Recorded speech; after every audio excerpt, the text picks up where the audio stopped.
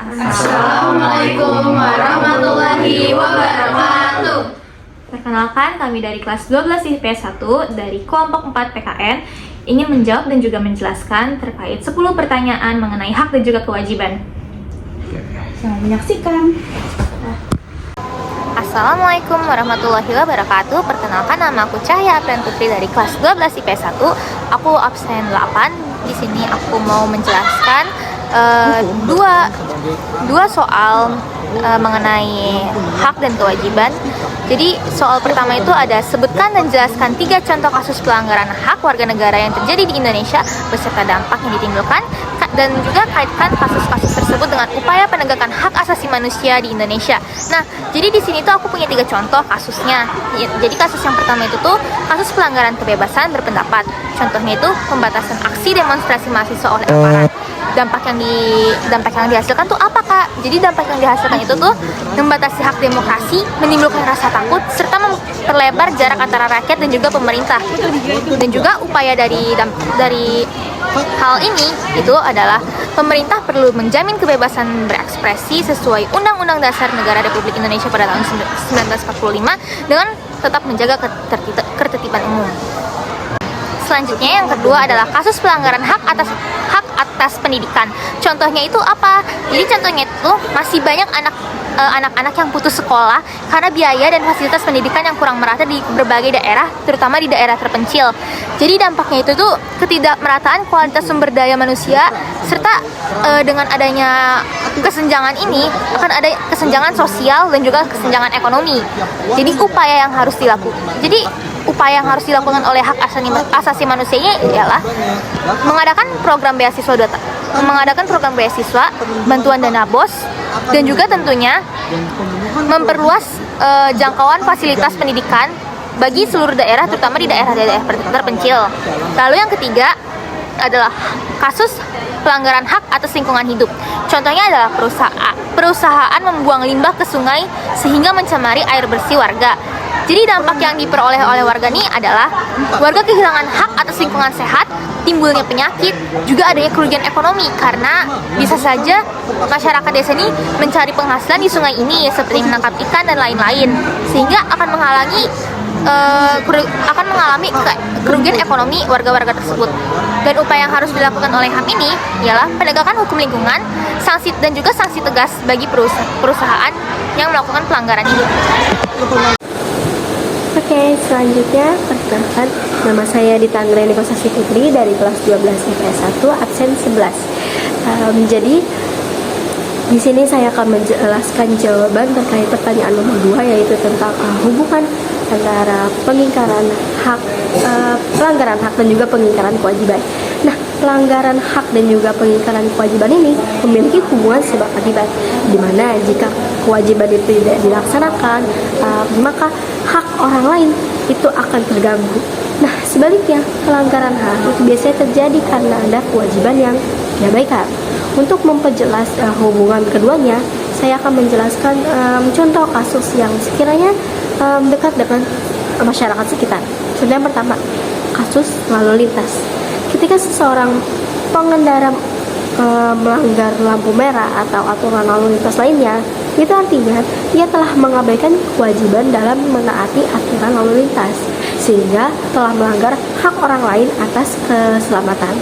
Nah, kasus yang kedua itu ada kasus pajak. Nah, seperti yang kita tahu, kewajiban suatu warga negara itu adalah membayar pajak. Ketika warga negaranya sudah enggan untuk membayar pajak, itu artinya masyarakat tersebut telah melanggar kewajibannya.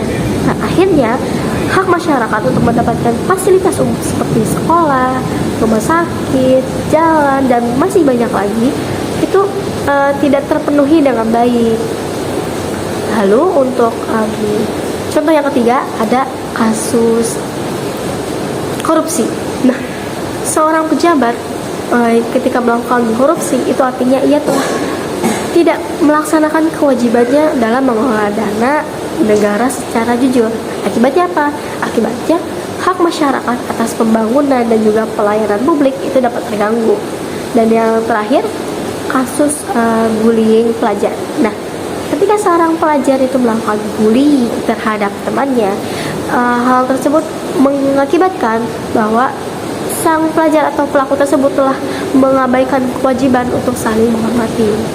Akibatnya hal ini telah melanggar hak si korban untuk merasakan aman dan juga dihargai di sekolah.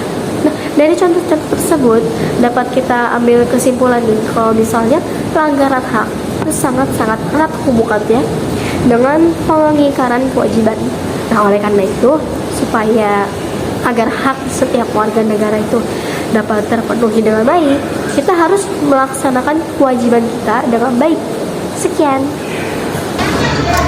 Halo teman-teman, kembali lagi sama aku. Jadi pada kali ini aku bakal ngejawab pertanyaan nomor 3, yaitu selain pelanggaran hak, pengingkaran kewajiban warga negara juga dapat menimbulkan dampak negatif bagi negara dan juga masyarakat. Jelaskan 3 dampak negatif pengingkaran kewajiban warga negara serta berikan contoh konkretnya. Jadi, 3 dampak negatif pengingkaran kewajiban warga negara bagi negara dalam masyarakat, aku ambil 3 contoh. Contohnya itu, menurunnya kualitas pelayanan publik. Contohnya, banyak orang yang tidak bayar pajak.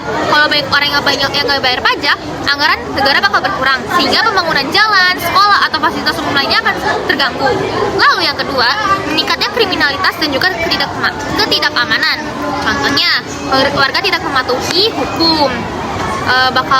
Contohnya tuh bakal muncul perampokan, korupsi, penyalahgunaan narkoba, sehingga mengakibatkan mengancam hak orang lain atas keamanan. Lalu yang ketiga, rusaknya lingkungan hidup. Contohnya, warga atau perusahaan tidak menjaga lingkungan seperti membuang sampah sembarangan atau menebang hutan secara liar. Maksudnya menebang pohon secara liar akan menyebabkan banjir, polusi, sehingga merugikan hak masyarakat atas lingkungan sehat. Perkenalkan, nama saya Najwa Putri Wahida. Saya akan menjelaskan nomor 4. Nomor 4, peran pemerintah dan masyarakat. Pemerintah berperan membuat aturan, menegakkan hukum, serta memberi pelayanan publik. Masyarakat berperan menaati aturan, menjaga ketertiban, dan mengawasi jalan pemerintahan. Jika salah satu abai, maka hak dan kewajiban warga terganggu. Contohnya dalam kasus hukum, pemerintah wajib menegakkan aturan yang adil, masyarakat taat hukum. Dan jika diabaikan, hukum timpang dan hak atas keadilan terlanggar. Selanjutnya nomor 5, upaya pencegahan pelanggaran. Pemerintah mencegah pelanggaran dengan pendidikan, aturan, dan akses hukum. Masyarakat meningkatkan kesadaran, toleransi, dan kepedulian. Contohnya dalam pendidikan kewarganegaraan. Pemerintah memberi materi PPKN. Masyarakat menanamkan disiplin. Dan jika diabaikan, generasi muda tak paham hak dan kewajiban sehingga pelanggaran mudah terjadi. Terima kasih. Assalamualaikum warahmatullahi wabarakatuh. Perkenalkan, nama saya Ehan Nugraha. Jadi pada kesempatan kali ini saya akan membahas soal nomor 5, yang dimana soal itu tuh menanyakan terkait upaya pencegahan pelanggaran hak dan pengangkaran kewajiban warga negara yang sangat penting, serta jelaskan 3 upaya pencegahan yang dapat dilakukan oleh pemerintah dan masyarakat. Berikan contoh konkret tindakan yang dapat dilakukan. Jadi jika kita ketahui sendiri, pencegahan pelanggaran hak dan pencegahan kewajiban warga negara merupakan langkah penting untuk menjaga ketertiban dan keadilan sosial. Pencegahan tidak boleh hanya bersifat secara reaktif, yang dimana itu pencegahan yang terjadi setelah pelanggaran terjadi, melainkan seharusnya pencegahan itu bersifat secara proaktif dengan membangun kesadaran, menegakkan hukum, dan partisipasi masyarakat. Dan di sini upaya-upayanya itu yang pertama itu ada penguatan pendidikan kewarganegaraan dan hak asasi manusia. Jadi pendidikan itu berperan penting dalam membentuk kesadaran bahwa hak itu selalu berdampingan dengan kewajiban warga negara yang cerdas, tidak hanya menuntut hak. Yang pertama itu ada penguatan pendidikan kewarganegaraan dan hak asasi manusia. Seperti yang kita tahu itu, pendidikan itu memiliki peran yang sangat penting, apalagi peran dalam membentuk kesadaran. Jadi di sini tuh pendidikan tuh berperan dalam membentuk kesadaran bahwa hak tuh selalu berdampingan dengan kewajiban, yang dimana warga negara yang cerdas tuh pastinya dia tuh nggak hanya menuntut hak saja, tapi juga menjalankan kewajiban demi kepentingan bersama. Jika kita ambil contoh saja, Semansa akan menyelenggarakan program anti bullying, yang dimana tuh pembelajarannya itu terkait tentang hak asasi manusia yang dikaitkan dengan kasus nyata, serta kebiasaan gotong royong yang menimbulkan rasa tanggung jawab sosial. Terus yang kedua itu ada penegakan hukum yang konsisten dan adil. Ya, seperti kita tahu sendiri, banyak banget pelanggaran yang muncul karena hukum tidak ditegakkan secara konsisten, sehingga masyarakat kehilangan kepercayaan atas hukum itu sendiri karena hukumnya itu nggak konsisten. Dan hukum itu harus berlaku sama untuk semua tanpa pandang bulu. Terus penegakan hukum yang adil juga bukan hanya memberi efek jera, tapi harus juga melindungi hak warga negara agar tidak diinjak oleh pihak yang lebih kuat. Jadi, sebagai contoh, jika kalian tahu sendiri, pasti banyak yang memiliki pengalaman tentang pungutan liar yang dimana ambilan saja di Indomaret yang parkir liar itu. Jadi nanti itu contohnya ada kayak seperti ada operasi cyber pungli yang menindak pungutan liar yang ada di Indomaret itu tadi. Terus yang ketiga itu ada partisipasi masyarakat dalam pengawasan. Jadi dalam poin ini tuh pemerintah tuh memang tidak seharusnya kerja sendirian. Masyarakat tuh harus dilibatkan agar proses pemerintahan transparan dan akuntabel. Jadi dengan partisipasi warga membuat tuh warga juga bukan objek kebijakannya, tapi juga sebagai subjek yang aktif untuk mengawasi dan mengoreksi penyimpangan. Sebagai contoh tuh ada forum warga yang menampung aspirasi dari pengaduan sistem Maestro Bunguler, yang dimana tuh sistem ini melindungi pelapor pelanggar serta gerakan sosial yang menolak intoleransi dan diskriminasi. Nama saya Alia Indi Fotomo dan saya akan menjelaskan jawaban nomor 6, yaitu tentang 3 upaya pencegahan yang dapat dilakukan oleh pemerintah dan juga masyarakat, serta berikan contoh yang konkret tentang tindakan yang dapat dilakukan. Yang pertama adalah dari pemerintah. Pemerintah dapat membuat kebijakan dan juga regulasi yang bertujuan untuk melindungi masyarakat. Aturan ini biasanya disertai dengan pengawasan dan juga sanksi agar masyarakat patuh terhadap aturan ini. Contohnya yaitu pemerintah membuat aturan tentang kewajiban memakai helm dan juga sabuk pengaman. Tujuannya yaitu untuk mencegah risiko luka parah dan juga menghindarinya jika terjadi kecelakaan lalu lintas. Yang kedua adalah dari masyarakat. Masyarakat dapat menjaga kesadaran dan juga kedisiplinan dalam menjalankan aturan ini agar dapat mencegah terjadinya masalah yang merugikan bersama. Contohnya yaitu dengan masyarakat bisa membuang sampah pada tempatnya dan menjaga kebersihan lingkungan. Hal ini bisa mencegah banjir dan penyakit yang dapat ditimbulkan dari lingkungan yang kotor. Yang terakhir adalah kerjasama antara pemerintah dan juga masyarakat. Pemerintah memberi edukasi sementara masyarakat ikut aktif dalam pelaksanaan aturan yang diberikan oleh pemerintah. Contoh konkretnya yaitu dengan pemerintah dapat mengadakan penyuluhan tentang bahayanya merokok. Lalu masyarakat bekerja sama dan mendukung dengan menerapkan kawasan bebas rokok. Misalnya di sekolah atau di fasilitas umum. Terima kasih. Oke, selanjutnya di sini ada soal yang ke-7. Jadi soal di 7 itu disuruh menjelaskan bagaimana nilai Pancasila, khususnya nilai kedua dan nilai kelima dapat menjadi landasan dalam penegakan hak dan kewajiban warga negara, serta berikan contoh konkret implementasi nilai-nilai tersebut dalam kehidupan sehari-hari. Oke. Jika dilihat Pancasila itu merupakan dasar negara sekaligus pandangan hidup bangsa Indonesia yang di dalamnya terkandung nilai-nilai yang menjadi pedoman dalam menyeimbangkan hak dan kewajiban warga negara secara khusus. Apalagi yang sila kedua dan sila kelima memiliki peran fundamental dalam penegakan hak dan kewajiban, yang dimana sila kedua itu sebagai dengan bunyi kemanusiaan yang adil dan beradab. Sila ini tuh sebagai sila yang menekankan pentingnya penghormatan terhadap martabat manusia, dan hak setiap warga negara juga harus dijaga tanpa harus ada diskriminasi, dan kewajiban harus dilaksanakan dengan tetap berlandaskan pada nilai kemanusiaan. Selanjutnya pelanggaran hak juga sering muncul karena ada intoleransi, kekerasan, atau perlakuan yang tidak adil.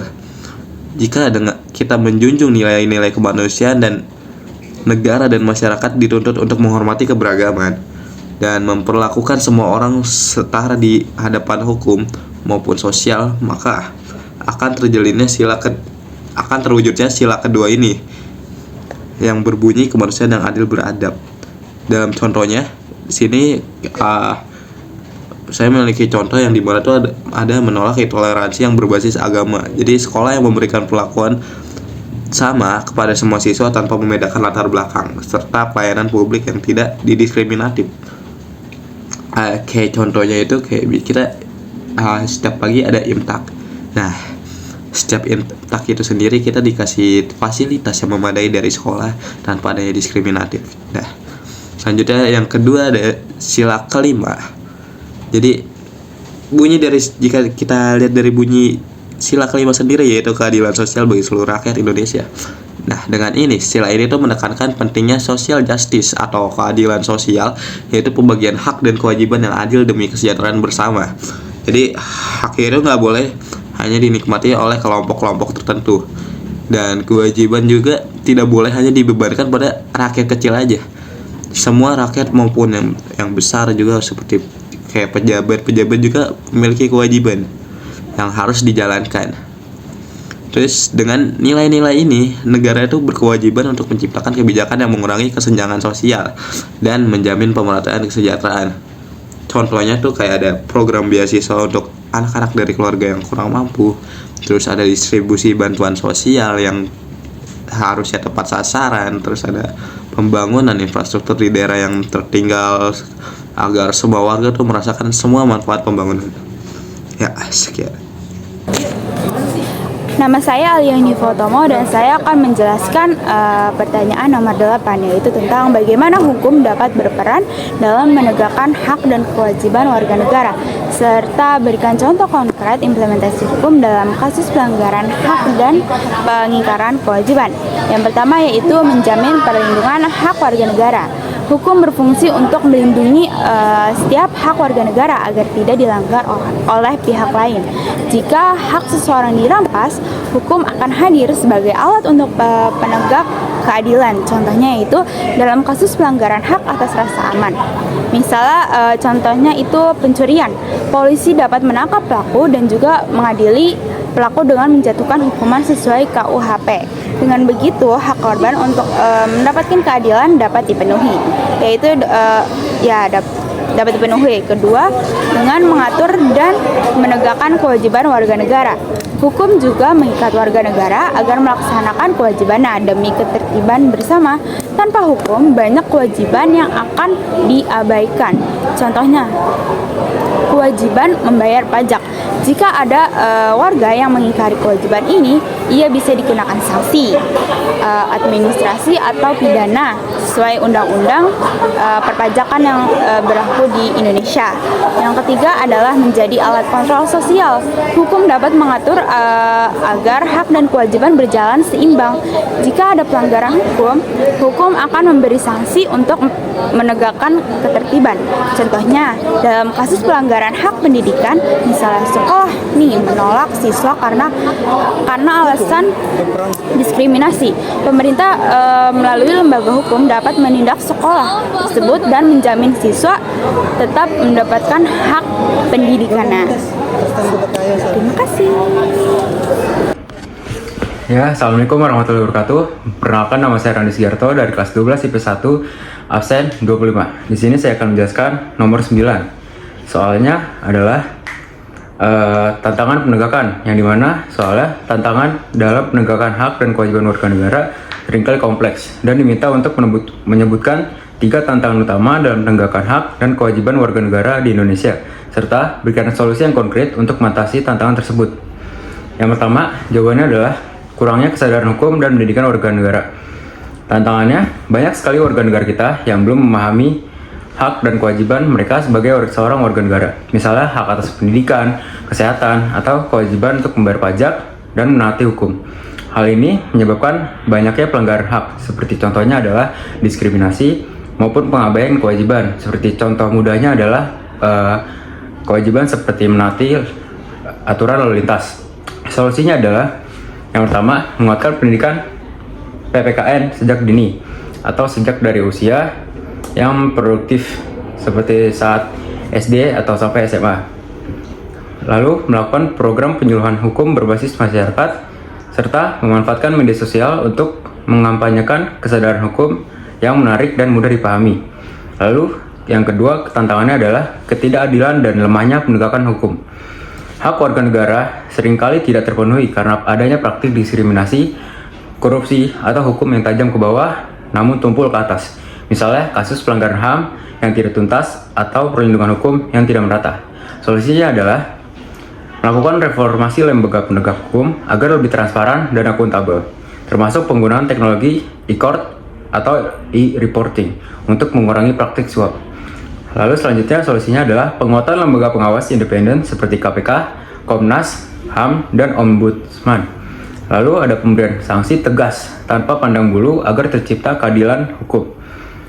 Lalu tantangan yang ketiga adalah ketimpangan sosial dan ekonomi, yang dimana perbedaan akses antara masyarakat kaya dan miskin dalam mendapatkan hak dasar seperti pendidikan, kesehatan, dan pekerjaan membuat kewajiban warga negara seringkali tidak berjalan dengan seimbang. Misalnya, warga miskin sulit untuk membayar pajak karena pendapatannya yang minim.